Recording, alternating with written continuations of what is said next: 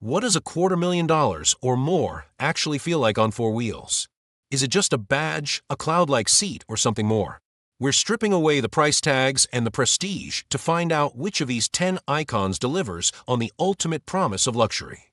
This isn't just a list, it's a journey to the pinnacle. Car number 10 on our list is the Genesis G90. And I need you to forget everything you think you know about luxury value. This isn't about being cheap. This is about being smart.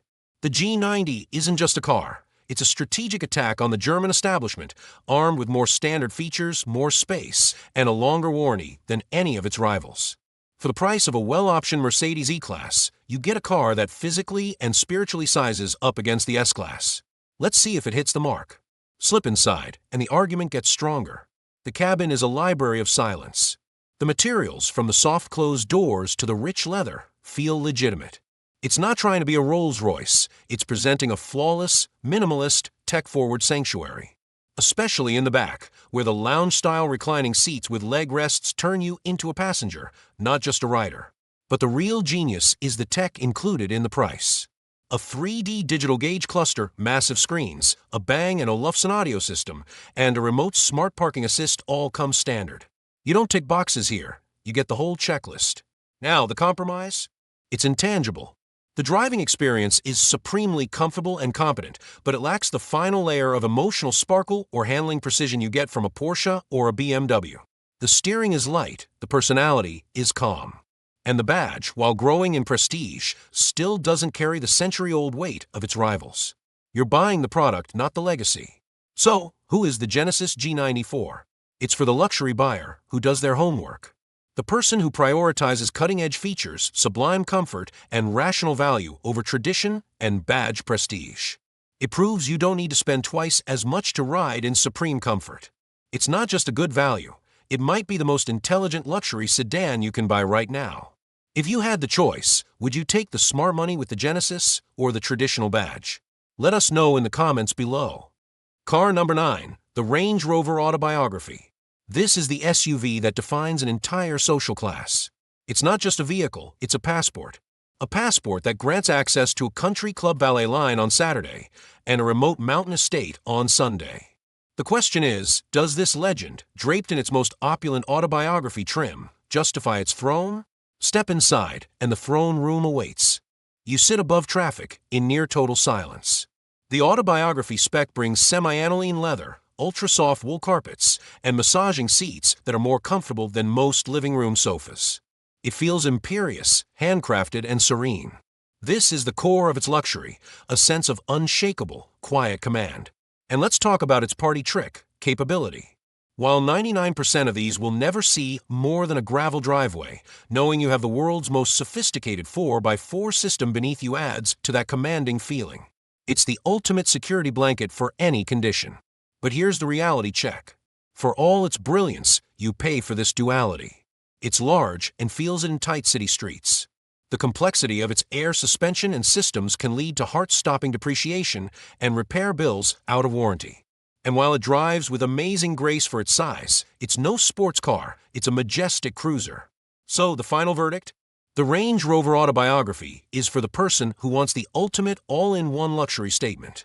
You want the highest seat at the restaurant and the capability to leave the paved world entirely in unmatched comfort. It's the SUV that says you've arrived, but you could also leave for anywhere at any time. It's less about needing to go off-road and more about possessing the capability to. Is the ultimate luxury the right to go anywhere or the choice to never have to? Debate below and subscribe for the next icon on our list. Car number 8, the Aston Martin DB12. Forget Grand Tourer. Aston calls this a super tourer. And after driving it, I get it. This isn't just another pretty face. It's the moment Aston Martin fused raw, brutal supercar performance with the soul of a classic GT. But has it lost its heart in the process? The promise is intoxicating. A hand-built twin-turbo V8 that delivers a thunderous 671 horsepower, paired with a chassis so sharp and communicative, it can humble pure sports cars on a twisty road.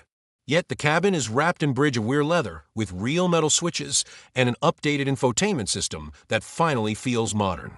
It's a sensory overload in the best way. The roar of the exhaust, the smell of the leather, the blur of the landscape. This is the key. It's thrilling without being punishing. You could drive this across a continent and arrive refreshed, energized, not exhausted.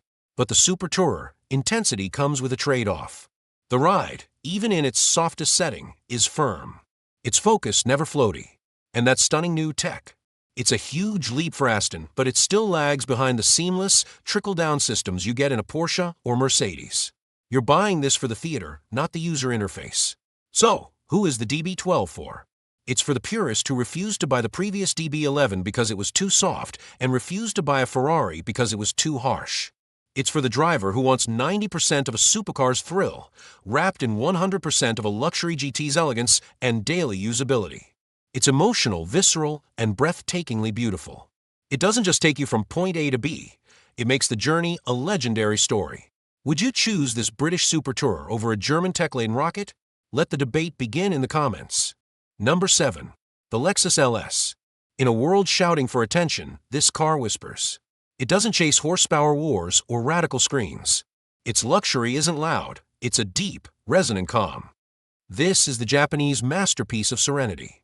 Its primary goal is the elimination of friction with the road, with noise, with stress. The hybrid powertrain is a silent partner, offering smooth, linear power. The ride is sublime, isolating you from chaos without feeling disconnected. The cabin is a sanctuary of organic materials, leather, paper, and that hand-folded glass. It feels less manufactured, more curated. But this singular focus is its strength and its compromise. The driving experience is tranquil, not thrilling. The infotainment, while improved, feels like a relic next to German digital cockpits. This car isn't interested in sport mode gimmicks. It has one mode, perfection of peace. So who wins here? Not the ego, but the soul. The LS is for the connoisseur of quiet, for whom luxury is defined not by flash, but by profound well-being and impeccable, timeless craftsmanship. It's the antidote to noise. And for the right person, that is the most luxurious thing of all. Car number 6. The Audi A8 L Horch. This is the stealth wealth manifesto. In a segment dominated by declarations, the Horch chooses a whisper. It doesn't scream for attention. It assumes your attention and rewards the most discerning eye. Its luxury is technological and precise. This isn't a hand-rolled, artisanal cabin. It's a masterclass in modern, German industrial perfection.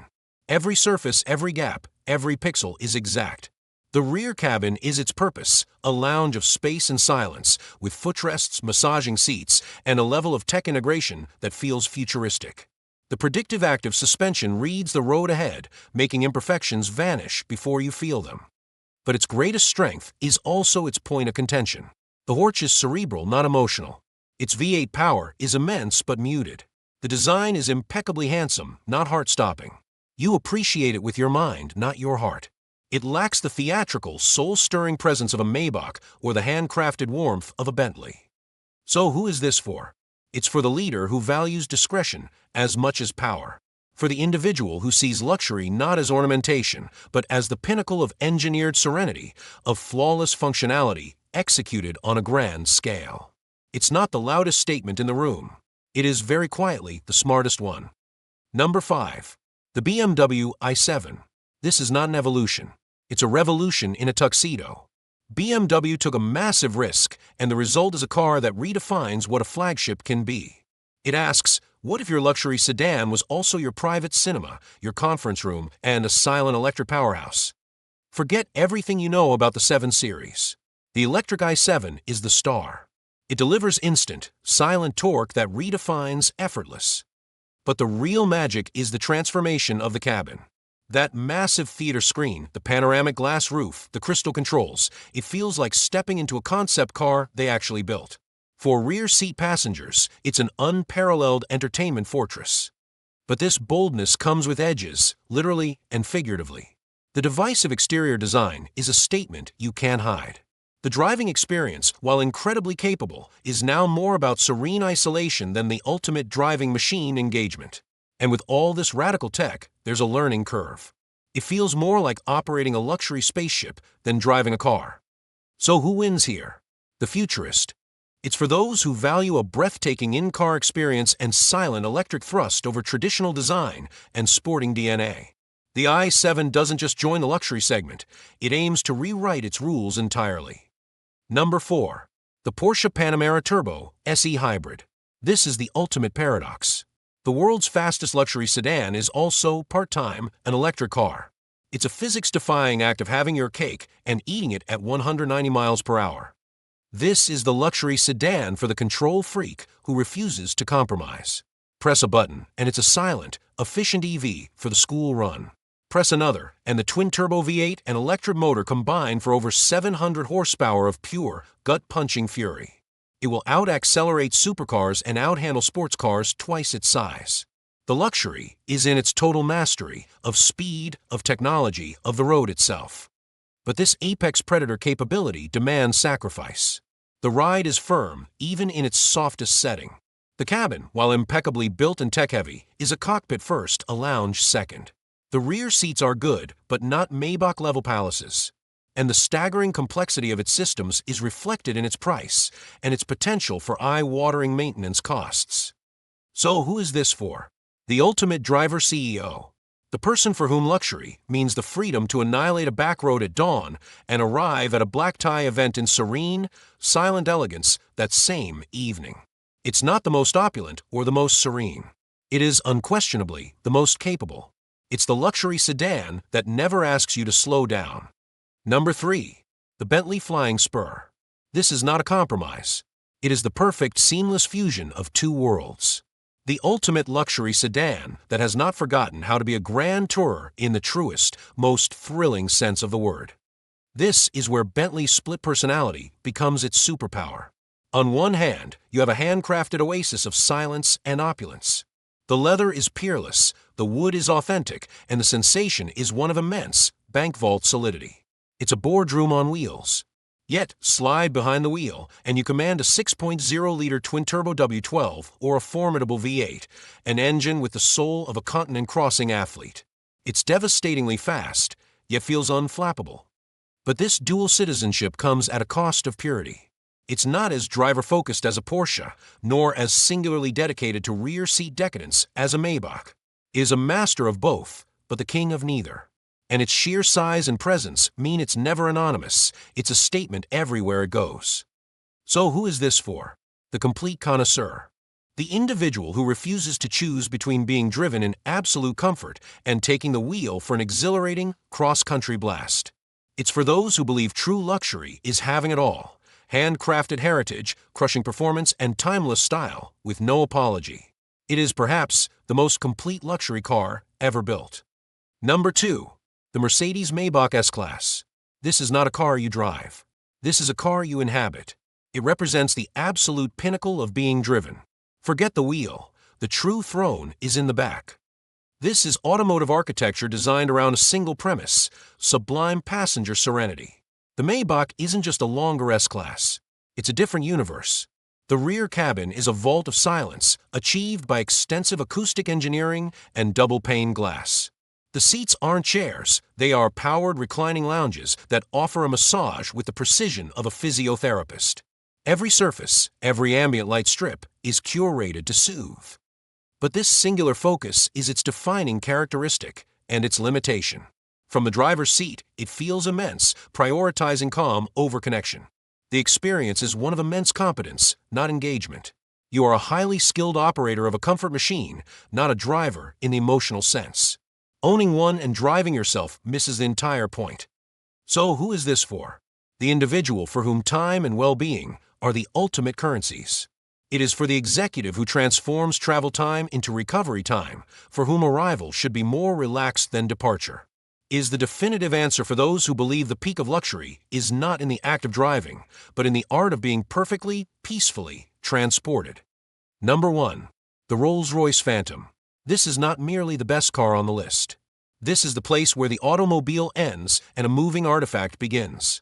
It exists above the concept of transportation. It is the benchmark. Other cars have features. The Phantom has a presence.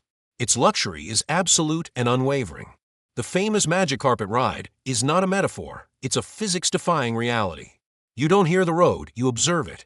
The silence inside is so complete it has weight. Every single component, from the self-righting wheel hubs to the umbrella in the door, is engineered to a standard of perfection that renders all other cars compromised. But this ultimate achievement comes with ultimate truths. It is not a driver's car, it is an owner's experience. Its size is monumental, making it a conscious event to pilot anywhere.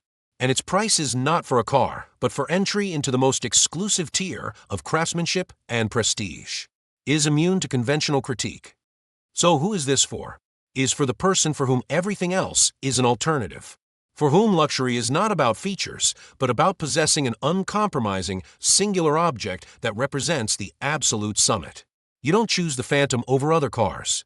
You choose it over a yacht, a jet, a piece of art. It is the final word.